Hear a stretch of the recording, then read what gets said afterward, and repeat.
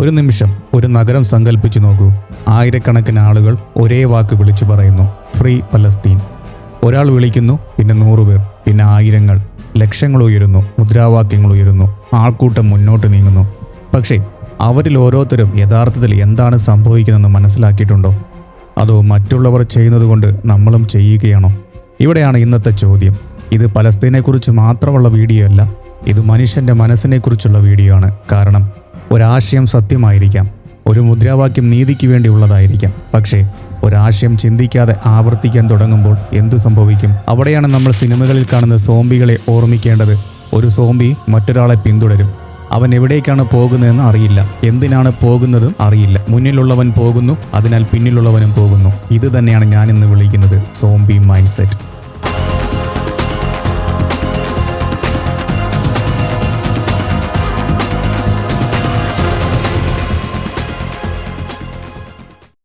ആദ്യം തന്നെ ഒരു കാര്യം വ്യക്തമാക്കാം. പലസ്തീൻ ജനങ്ങളുടെ സഫറിംഗ് യഥാർത്ഥമാണ്. ഗാസയിലെ സാധാരണ മനുഷ്യർ അനുഭവിക്കുന്ന ദുരിതം അവഗണിക്കാനാവില്ല.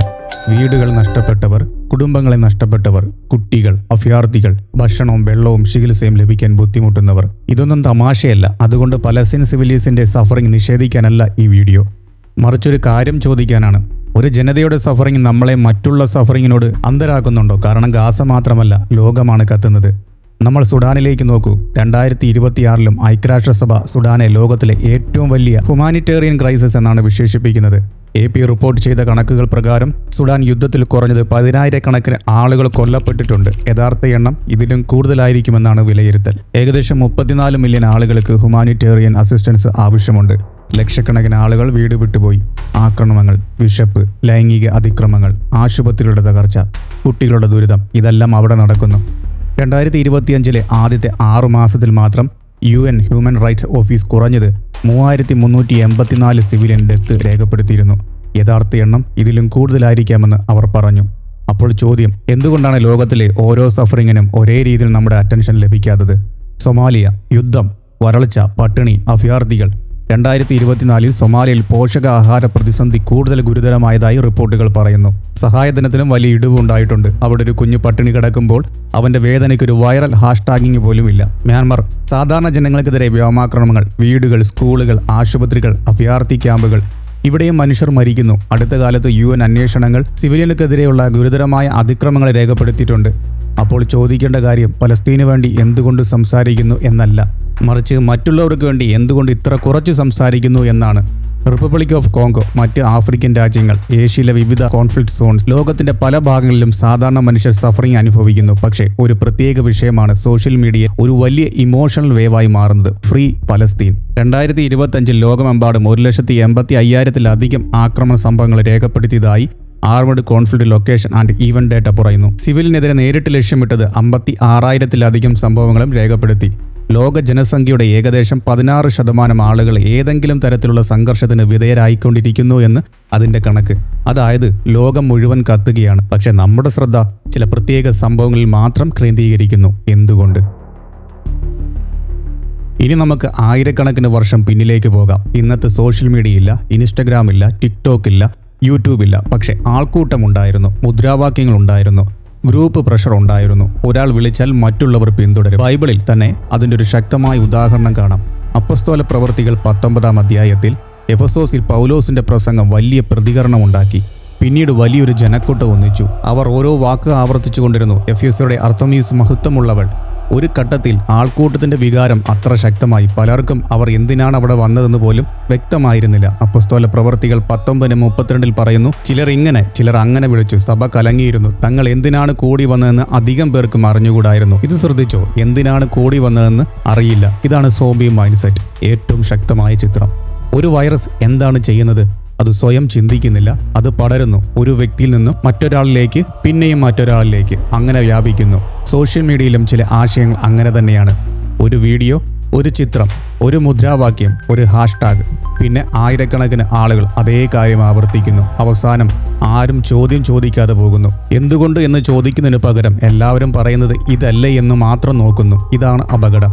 ഒരു ആശയത്തെ പിന്തുണയ്ക്കുന്നതല്ല അപകടം, ആശയത്തെ ചോദ്യം ചെയ്യാനുള്ള കഴിവ് നഷ്ടപ്പെടുത്തുന്നതാണ് അപകടം. പുരാതന റോമിലെ ജനക്കൂട്ടങ്ങൾ, രാജവിഭാഗങ്ങൾ, മതപരമായ സംഘർഷങ്ങൾ, നഗരകലാപങ്ങൾ, മധ്യകാലത്തെ ജനകീയ കലാപങ്ങൾ എല്ലായിടത്തും ഒരു സാമ്യം കാണാം.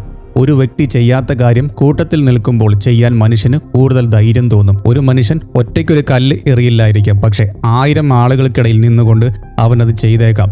ഇതുകൊണ്ടാണ് പ്രതിഷേധത്തിനും ആക്രമണത്തിനും ഇടയിൽ ഒരു വലിയ രേഖയുള്ളത്. പ്രതിഷേധം അവകാശമാണ്, ആക്രമം മറ്റൊരാളുടെ അവകാശത്തെ നശിപ്പിക്കുകയാണ്. രണ്ടും ഒരേ കാര്യമല്ല. ഇവിടെ ഞാൻ വീണ്ടും വ്യക്തമാകട്ടെ, ഗാസയിലെ സഫറിംഗ് യഥാർത്ഥമാണ്. ഇസ്രായേലി മിലിറ്ററി ആക്ഷനെക്കുറിച്ച് ഗുരുതരമായ സിവിൽ കാഷ്വാലിറ്റി റിപ്പോർട്ടുണ്ട്. ഗാസയിലെ ഹ്യൂമാനിറ്റേറിയൻ സിറ്റുവേഷൻ 2026 വളരെ ഗുരുതരമാണെന്ന് UN റിപ്പോർട്ട് വ്യക്തമാക്കുന്നു. അതേസമയം ഹമാസിന്റെ 2023 ആക്രമണത്തിൽ ഇസ്രായേൽ സിവിലിയൻസ് ഉൾപ്പെടെ ആളുകൾ കൊല്ലപ്പെട്ടതും ഹോസ്റ്റേജ് ടേക്കിംഗ് നടന്നതും ഈയൊരു വിഷയത്തിന്റെ യാഥാർത്ഥ്യത്തിന്റെ ഭാഗമാണ്. അതുകൊണ്ട് ഒരു വശത്തെ മനുഷ്യവേദന മാത്രം കണ്ടിട്ട് മറ്റേ വശത്തെ മനുഷ്യവേദന ഇല്ലെന്ന് പറയാൻ കഴിയില്ല. മനുഷ്യജീവന് നാഷണാലിറ്റി നോക്കിയും മതം നോക്കിയും വില നിശ്ചയിക്കാനാവില്ല. പലസ്തീനിയൻ കുഞ്ഞിന്റെ ജീവനും ഇസ്രായേലി കുഞ്ഞിന്റെ ജീവനും സുഡാന്റെ കുഞ്ഞിന്റെ ജീവനും സോമാലി കുഞ്ഞിന്റെ ജീവനും ഒരേ വിലയാണ്. ഒരു പക്ഷേ പ്രശ്നം നമ്മുടെ ശ്രദ്ധയിലാണ്. സോഷ്യൽ മീഡിയ നമ്മോട് പറയുന്നത് ഇതാണ് ഇപ്പോൾ ഏറ്റവും പ്രധാനപ്പെട്ട വിഷയം. നമ്മളത് കാണുന്നു, പിന്നെ പങ്കിടുന്നു, പിന്നെ മറ്റുള്ളവർ കാണുന്നു, പിന്നെ അവരും പങ്കിടുന്നു. അങ്ങനെ ഒരു വിഷയം ലോകമെമ്പാടും വ്യാപിക്കുന്നു. അതേസമയം മറ്റൊരു ദുരന്തം വാർത്തകളുടെ അടിയിൽ മറഞ്ഞു പോകുന്നു. അത് നാളെ ആരും ഓർക്കുന്നില്ല. യഥാർത്ഥ സോംബി എന്നത് ഫ്ലാഗ് പിടിച്ചിരിക്കുന്ന ഒരാളല്ല. സോംബി എന്നത് പലസ്തീൻ സപ്പോർട്ട് ചെയ്യുന്ന ഒരാളുമല്ല. സോംബി എന്നത് സ്വന്തമായി ചിന്തിക്കുന്ന നിർത്തിയ ഒരു മനുഷ്യനാണ്. അവൻ ഏത് സൈഡായാലും, ഇസ്രായേൽ സപ്പോർട്ട് ചെയ്യുന്നവനായാലും, പലസ്തീന് സപ്പോർട്ട് ചെയ്യുന്നവനായാലും, യുക്രൈൻ സപ്പോർട്ട് ചെയ്യുന്നവനായാലും, റഷ്യ സപ്പോർട്ട് ചെയ്യുന്നവനായാലും, ഒരു പൊളിറ്റിക്കൽ പാർട്ടിയെ സപ്പോർട്ട് ചെയ്യുന്നവനായാലും, ഒരു റിലീജിയൻസ് ഗ്രൂപ്പ് പിന്തുടരുന്നവനായാലും, എൻ്റെ ഗ്രൂപ്പ് പറയുന്നത് മാത്രമാണ് സത്യമെന്ന് ചിന്തിക്കാൻ തുടങ്ങുന്ന നിമിഷം അവിടെ ഡേഞ്ചർ തുടങ്ങുന്നു. ആദ്യം ചോദിക്കൂ, സത്യം എന്താണ്? ആക്രമണം നടന്നോ? ആരാണ് ഇര? ആരാണ് കുറ്റക്കാരൻ? മറ്റൊരു രാജ്യത്ത് ഇതേ കാര്യം നടന്നാൽ ഞാൻ ഇതേ രീതിയിൽ പ്രതികരിക്കുമോ? ഇതാണ് യഥാർത്ഥ ബോധം.